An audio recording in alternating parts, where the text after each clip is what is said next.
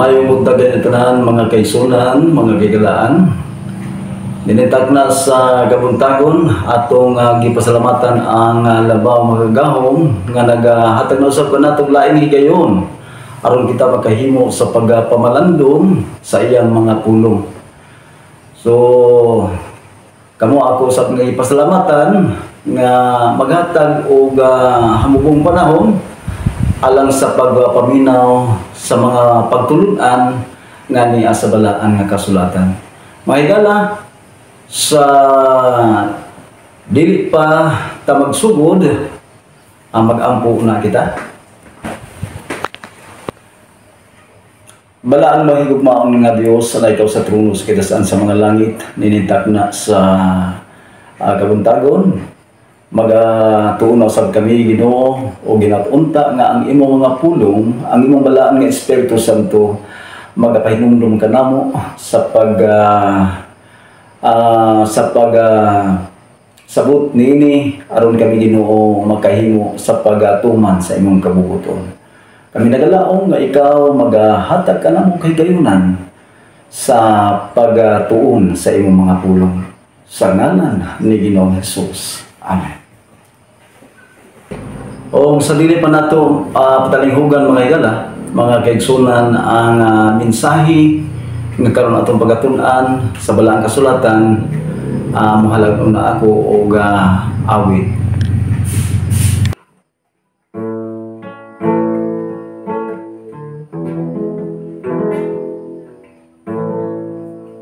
Sa dihang gisugod ko ang kabuntagon,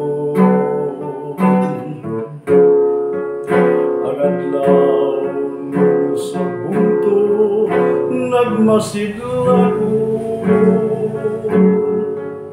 kalanggaman na nagsinggit sa tuman na nagawid, nagpalano sa kalipay nga hingpit. O ang kinayahan sa Diyos nagpadayan, iyang ngalan takos pagaday ko. O kinayahan sa Diyos nagasulti, aron ikaw akong magadayin. Sa dihang sulong ko ang kabulakan,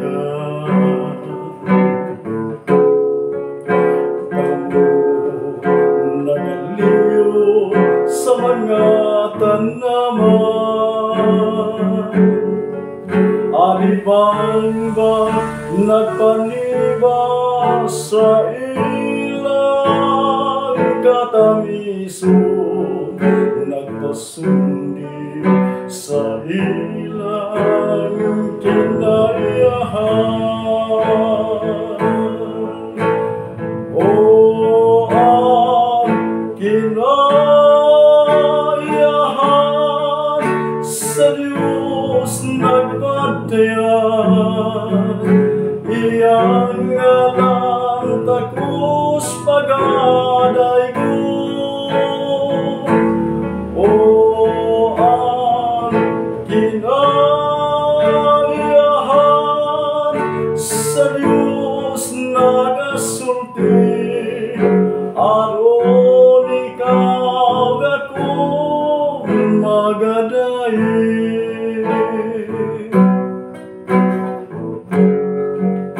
Sa dihang gisugod ko ang kadagatan, mga isda na naglumpat sa tumang kalipay, mga balon na naglumbag ato sa kabay. may mayunan, nagpakita sa ilang kinaiyahan. O ang kinaiyahan sa Diyos nagpatayag, iyagadan takos pagadaygon. O ang kinaiyahan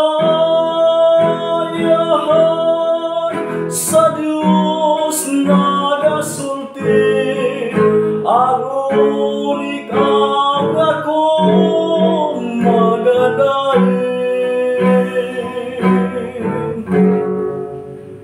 O ang kinaiyahan sa Diyos nagpatayag, iyagadan takos pagadaygon. O ang kinaiyahan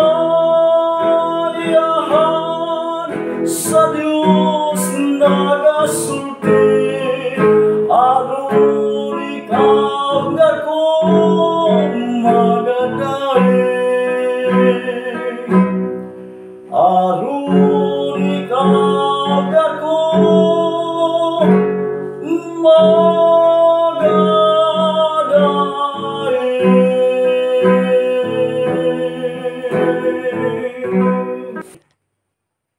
O kinining takna mga kaigsunan sa kabuntagon, yan ang sab kita magatuon sa pulong sa Dios.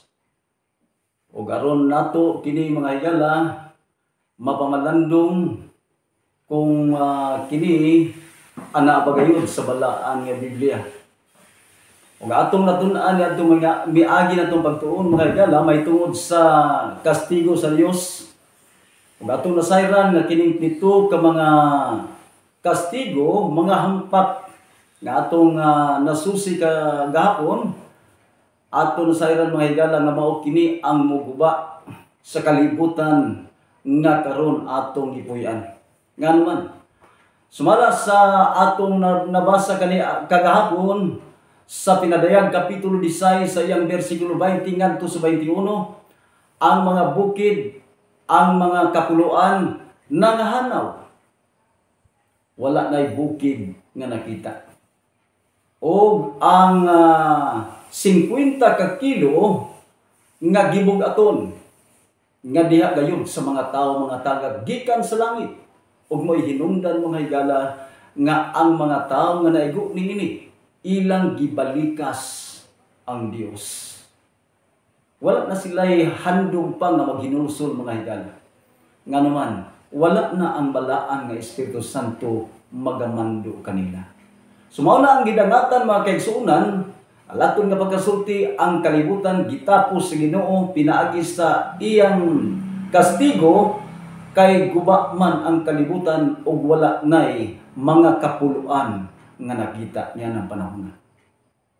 Now aton usab karon nga susihon mga higala, nagaulahan kini sa 1,000 years. Kini 1,000 years mga higala, ato kining matun-an sa balaang kasulatan tungod kay kini pinaka-importante nga atong mahibaw-an kung kanus aman kini magsugod. Og nga kini mga higala tungod sa mga bersikulo nga ato karon nga susihon, basahon, patalinghugan, inapunta nga kamo usab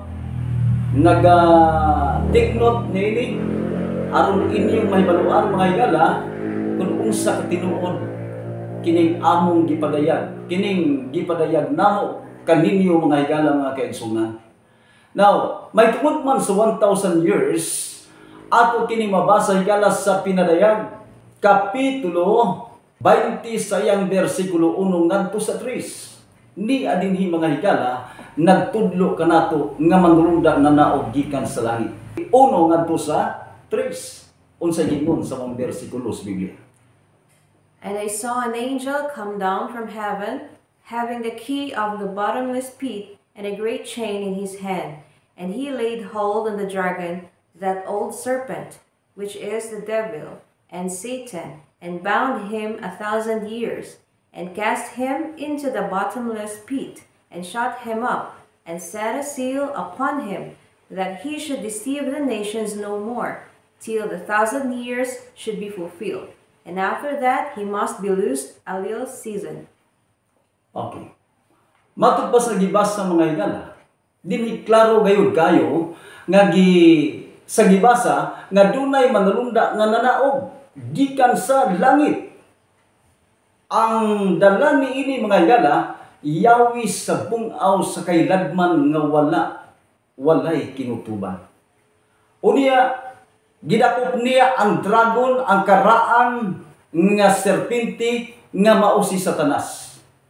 O iyang gigapos siya, gisilyuhan siya, aron dili na siya maka-deceive sa kanasuran. Hindi siya mahigala ato na sayran nga gigapos sulod sa 1,000 years o kini mga higala nga programa mahitabo gini mga higala tungod kay nakasulat man sa balaan nga kasulatan. Banahawon siya sa makadiyot o kini ato matun-an unya nga kini siya banhawon pagkatapos sa 1,000 ka tuig pero dili para langit mga higala kung dili ngadto sa linaw nga kalayo.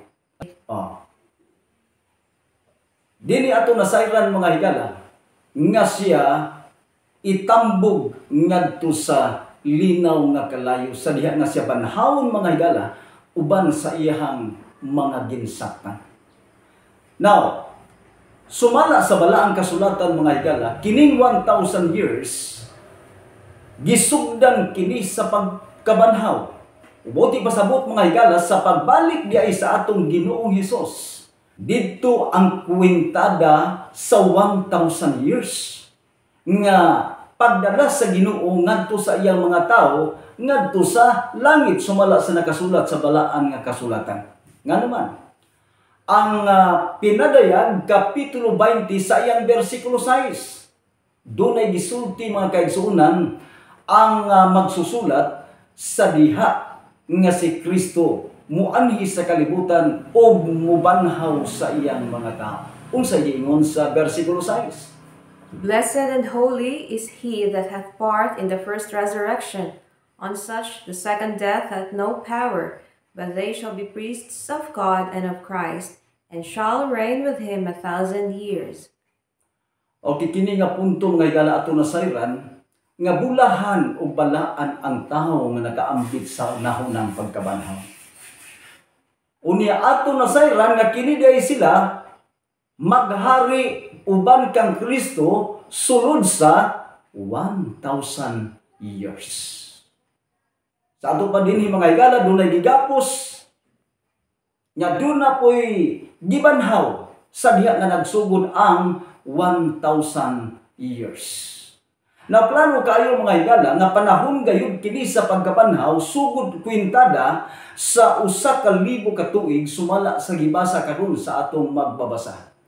Now, muanhi si Kristo mga higala matud pa sa unang Tesalonika kapitulo 4 sa iyang bersikulo 16 ngadto sa 17 mao kini ang atong mabasa higala nga muani si Kristo aron sa pagkuha sa iyang mga katawhan didto usab magsugod ang kwintada sa 1,000 years sumala sa balaan nga kasulatan.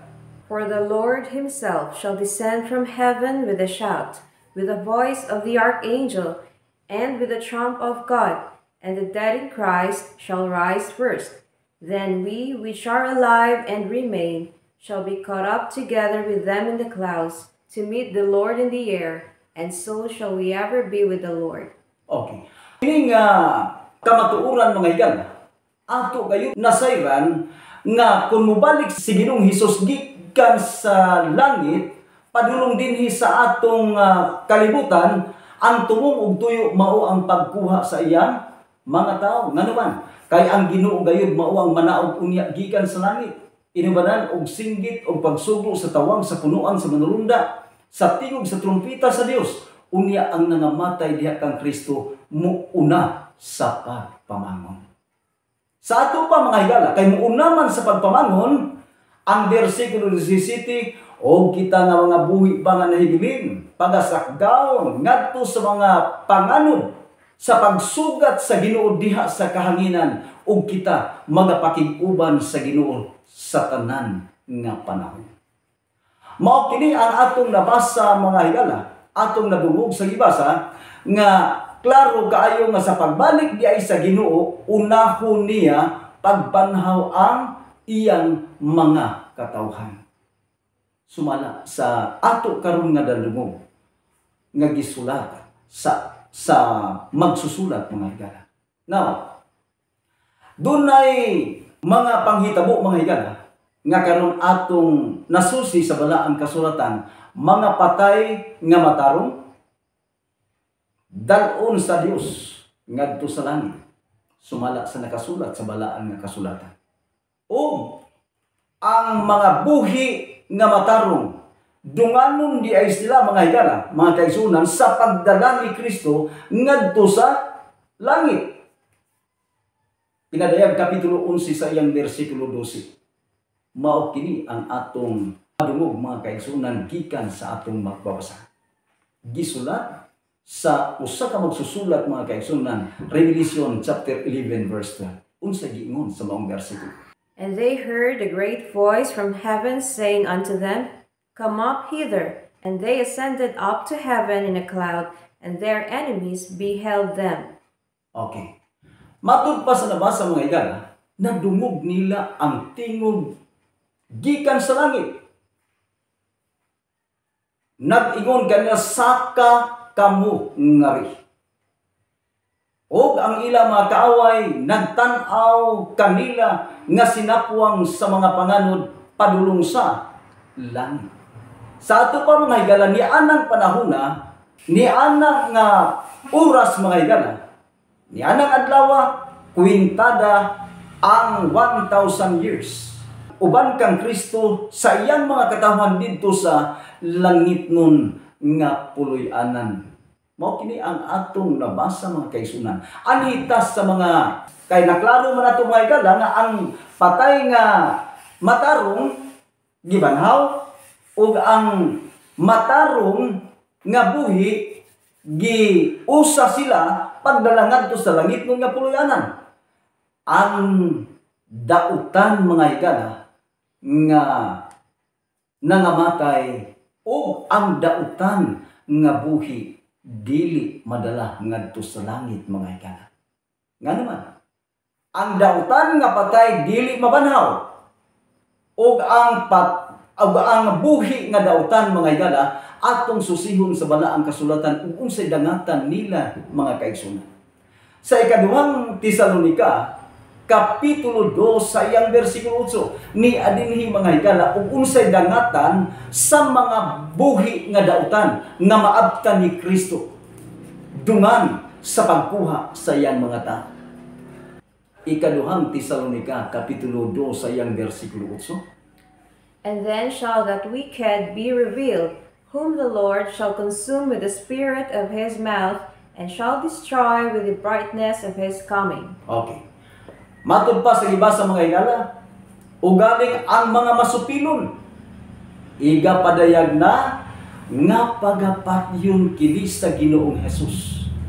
Pinaagi sa ginhawa sa iyang baba, o pagalaglagon kini pinaagi sa pagpadayag sa iyang pag-abot, sumala sa nakasulat sa balaan nga kasulatan.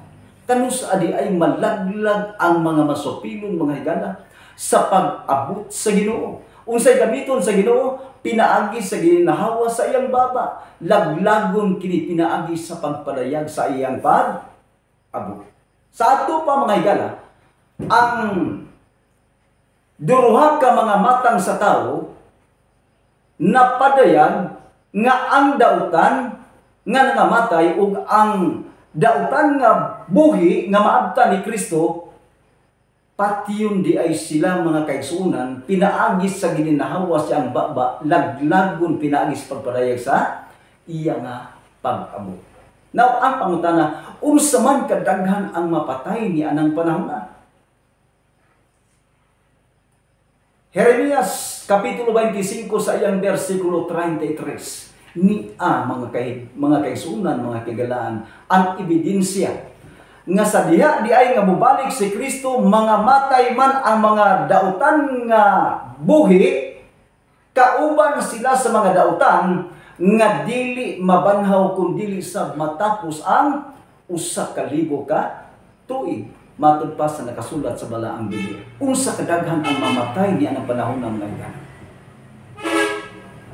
And the slain of the Lord shall be at that day from one end of the earth even unto the other end of the earth. They shall not be lamented, neither gathered, nor buried. They shall be dung upon the ground. Matud pa ni manalagna Jeremias mga higala, mga kaigsunan, dili atong nadungog sumala sa gibasa, og ang mga pinatay ni Yuba gikan sa laing tumoy sa yuta ngadto sa laing tumoy sa yuta. Sila dili pagahilakan ni igalubong ni pagahipuson, himuon sila nga kinalibang ibabaw sa naong sa yuta. Mauni ang atong nadungog mga higala, mga kaigsunan, nga naa nato mabasa sa Jeremias Kapitulo 25 sa iyang versikulo 33. Hilatihan ka makalilisan mga kaigsunan, mga kaigilaan, ang mahitabo sa mga dautan nga naman sa dihang gikastigo sila sa Ginoo, gipaanto sila. Unya atong nasayran nga sa katapusan sila mga matay. Nga naman, pagapatyon sila pinaagi sa gininhawa siyang baba o pagalaglagon pinaagi sa pagpadayag sa iyang pag-abot. Busa si Jeremias mga kaigsunan, nagtug-an kanato nga walay buhi, walay tao ni anang panahon na. Atong susihon, basahon ang patalinghugan ang Jeremias 4 versikulo 23 ngadto sa 26.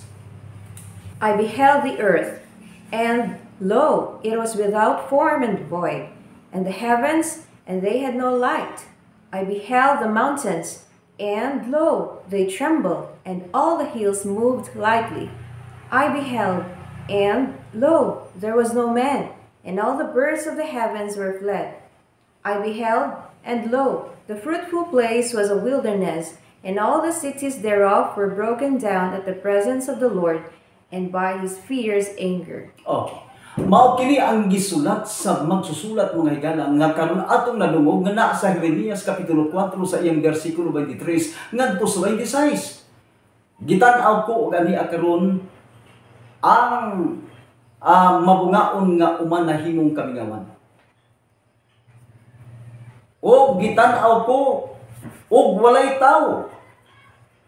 Sa ato pa mga kaigsunan, walay taong buhi mga kaigsunan nga nakita sa usa ka manlalagna tungod sa pagpatay ni anang panahon na mga kaigsunan sa tanang mga taong dautan sa pagbalik sa atong Ginoong Hesus.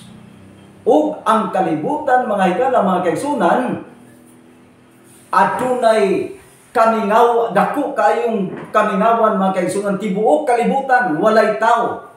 Unya atong nasayran nga si Satanas ni ining kalibutana gibutang siya nga ginapos.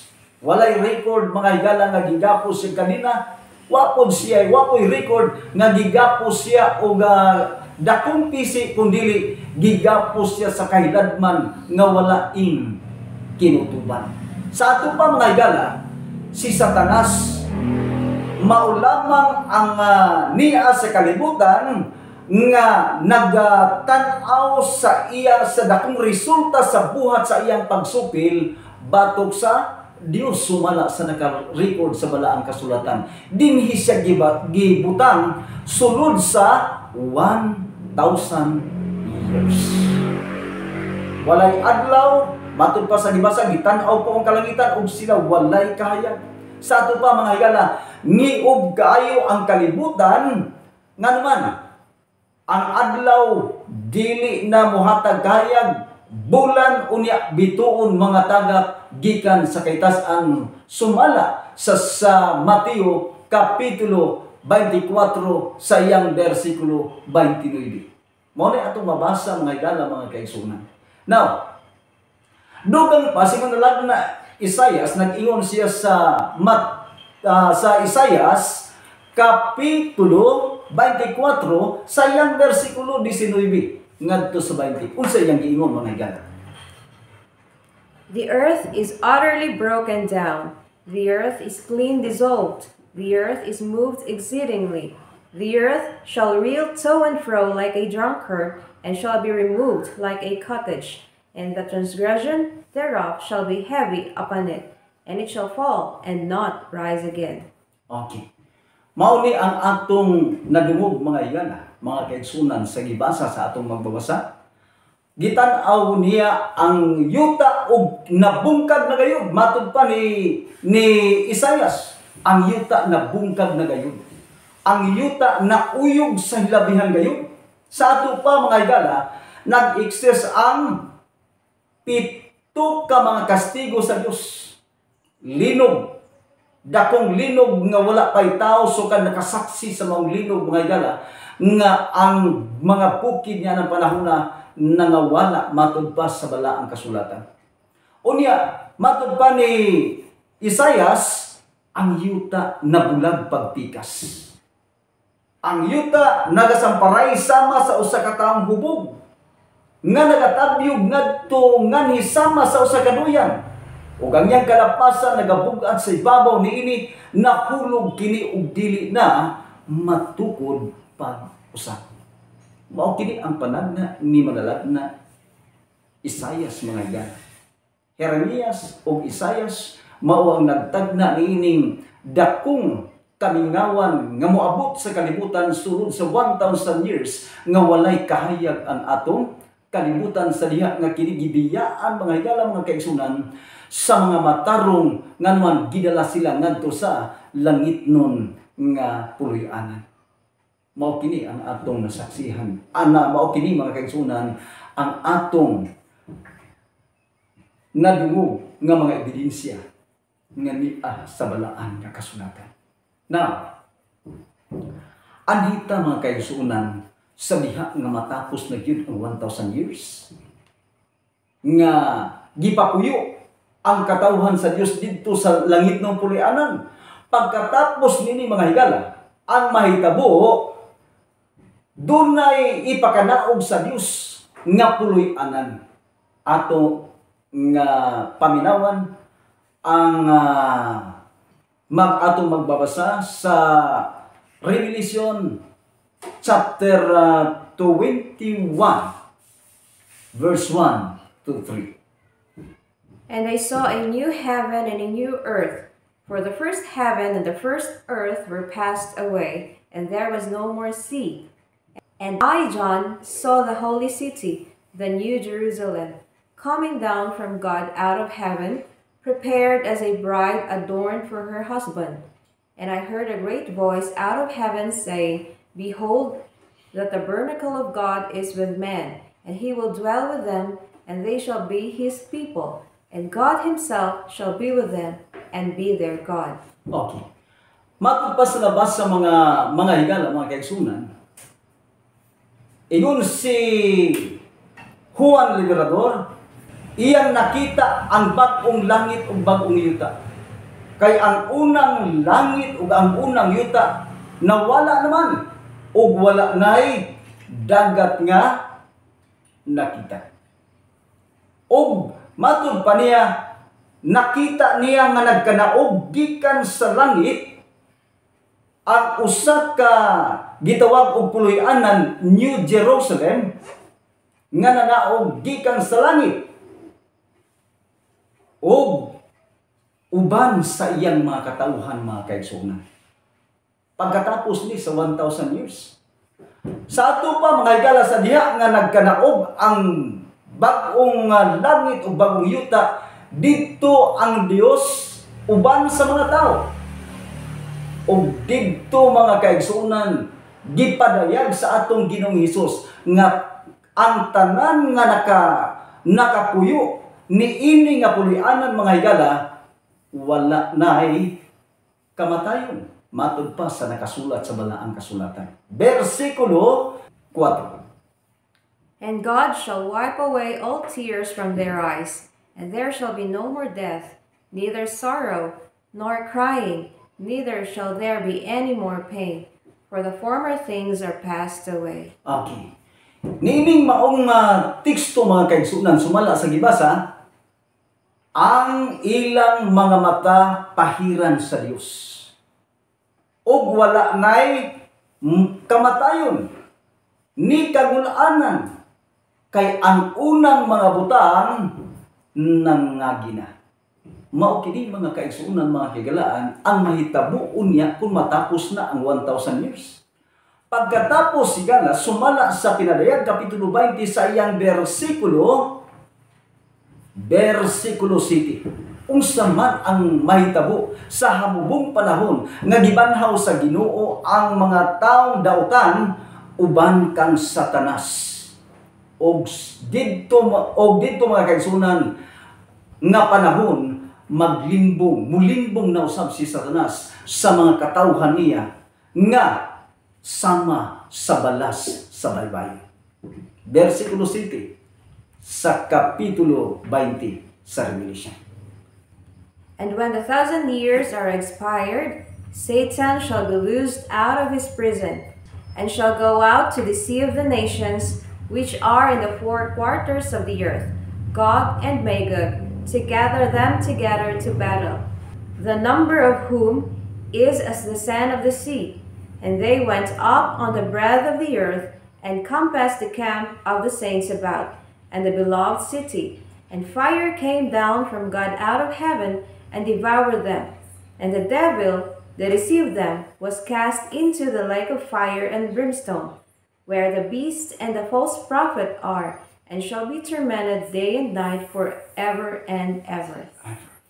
Nang ining maong teksto mga kaigsunan, nagtudlo kanato nga pagkatapos yun sa 1,000 years, mabanhaw di ay ang mga dautan, unya ang ilang gidaganon mga higala mga kaigsunan sama sa balas sa dagat kadaghan. Ilabihan kadaghan mga kaigsunan ang mga dautan nga mabanhaw sumala sa naka-record sa balaan nga Biblia. Gikan sa laing tumoy sa yuta ngadto sa laing tumoy sa yuta ang pagkabanhaw mga higala atong masaksihan unya ni anang panahona nga hilabihan kadaghan sa mga dautan. Apan sa diha mga kaigsunan nga sila gibanhaw, dunay kalayo nga nanaog gikan sa langit og milamoy kanila. Mao ni subo nga pamalandungon mga kaigsunan sa mga taong dautan. Mag-anto sila sa kahangturan, sa silot mga kaigsunan. Now, mao ni ang atong nasayran nga dangatan sa mga dautan, mabanhaw man pud sila, pero dili para sa langit, dili para sa puloy-anan sa Dios kundi sa interno mga kaigsunan. Kalayo itambog sila mga kaigsunan ug didto mag-anto sila sa kasakit sa pagkaagi mga higala nga moabot usab ang mga panahon nga sila mahimong abot. Ato ba ni mabasa sa balaang kasulatan? Malakias kapitulo 4 sa iyang versikulo 1 ngadto sa 3. Mao kini ang atong mapatalihugan mga higala sa atong magbabasa nga gisulat ni Malakias. For behold, the day cometh that shall burn as an oven, and all the proud, yea, and all that do wickedly shall be stubble. And the day that cometh shall burn them up, saith the Lord of hosts, that he shall leave them neither root nor branch. But unto you that fear my name shall the Son of Righteousness arise with healing in his wings. And ye shall go forth and grow up as calves of the stall. And ye shall tread down the wicked, for they shall be ashes under the soles of your feet in the day that I shall do this, saith the Lord of hosts. Okay. Mao kini ang atong nadungog mga kaigsunan nga moabot ang adlaw nga magasunog daw hudno. ug ang nagabuhat sa dautan, mga sunog sila mga kaigsunan.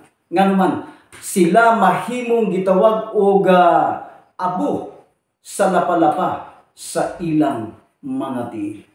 Sa ato pa mga kaigsunan, sa diha nga sila makabayad na sa sala nga ilang nahimo, mga himo silang abo sa lapalapa sa mga tiil ni adtong mga tao nga naluwas mga kaigsunan. Ang kalibutan, matud pa sa nakarecord sa balaan nga Biblia,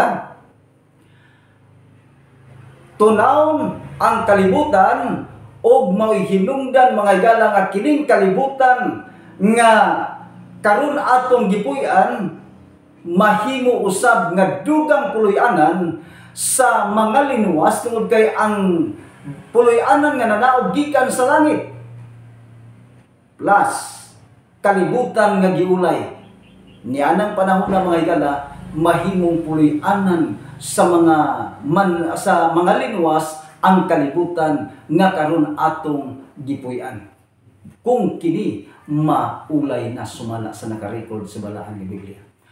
2 Pedro kapitulo 3 sa iyang bersikulo 12 ngadto sa 13. Looking for and hasting unto the coming of the day of God, wherein the heavens being on fire shall be dissolved, and the elements shall melt with fervent heat.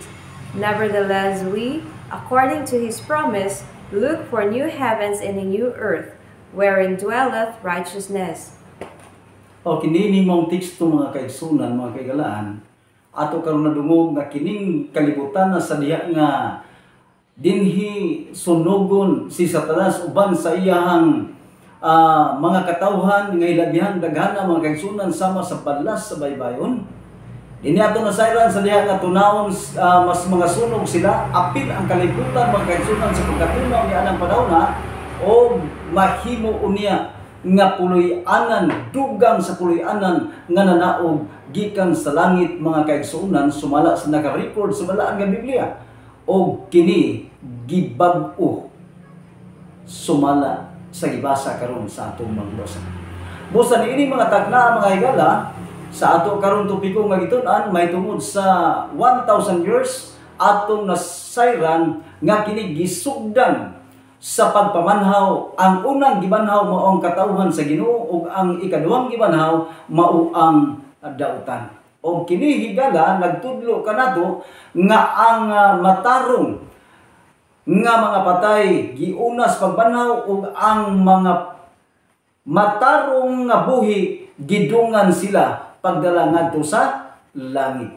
Yan ang panahon na mga kaigsunan gipatay usab sa Ginoo ang tanan nga mga dautan. Yan ang panahon na og ang kalibutan walay tao, ningaw ang kalibutan, walay adlaw, bulan ni anang panahon na ngiob ang kalibutan sa diha nga ni sugod na ang 1,000 years nga maudi ay ang gitawag og pagkabanhaw sa mga matarong. Yan na mga kaigsunan, iniabot na sa panahon nga sunugon ang mga dautan sila mga ugdaw o ang ilang gitawag og abo mga higala matamakan unya sa mga matarong nga manimuyo ni ining kalibutan uban sa puloy-anan nga nanaog gikan sa langit sa dihan moabot na ang 1,000 years. Ini mga takna mga higala, sa dilit pa kita magampo mga higala mga kaigsunan, muhalad na ako usa ka awit. Ang katawhan ni ining kalibutan way nasayran kung unsay dangatan hukman sa Dios kining kalibutan ug lumpago tanan kalungkuran walay tao buhining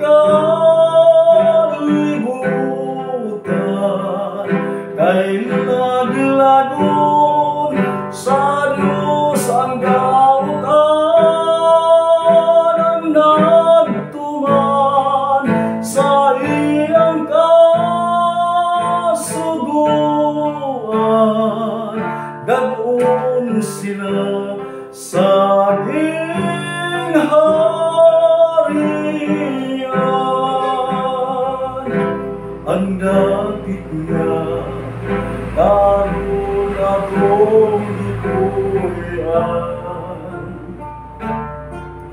Biyaan man sa mga balan, dadun sila dito sa kalangitan, kaysa langit wala na'y dagutan. Kinahanglan kita karon maganda sa paglalim sa langit ng buhayan. Paraiso mao ang atong puy-an, nga giandam sa Dios nga balaan. Walay taong buhin kalibutan, kay laglagon sa Diyos ang gautan, ang nagtuman sa iyang kasuguan. Dadun sila sa iyang harian.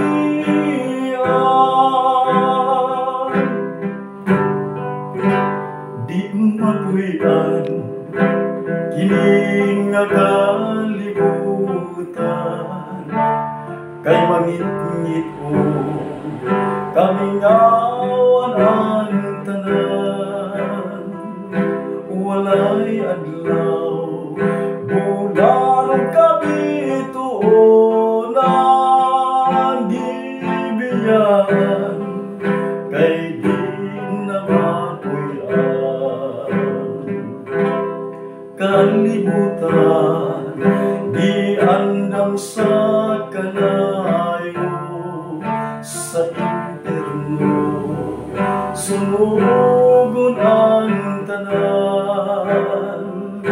Apil ang hiya wa nga mao'y hinungdan, nga nagagi iya sa kasalanan. Walay taong buhining kalibutan, kay laglagon sa Diyos ang gautan, ang nagtuman sa iyang kasuguan.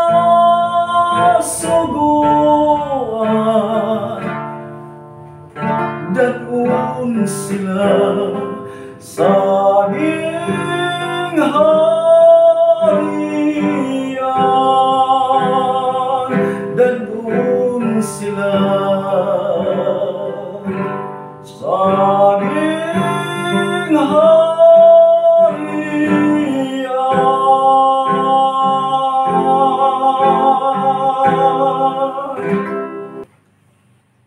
Maluluyon, ubalaan na mo nga Dios, anay ikaw sa trono sa kitasan sa mga langit. Salamat kay Ginoo sa kagayunan nga imong gihatag kanamo karon. Nagkahimo kami sa pagpamalandong sa imong mga baliluhong mga pulong.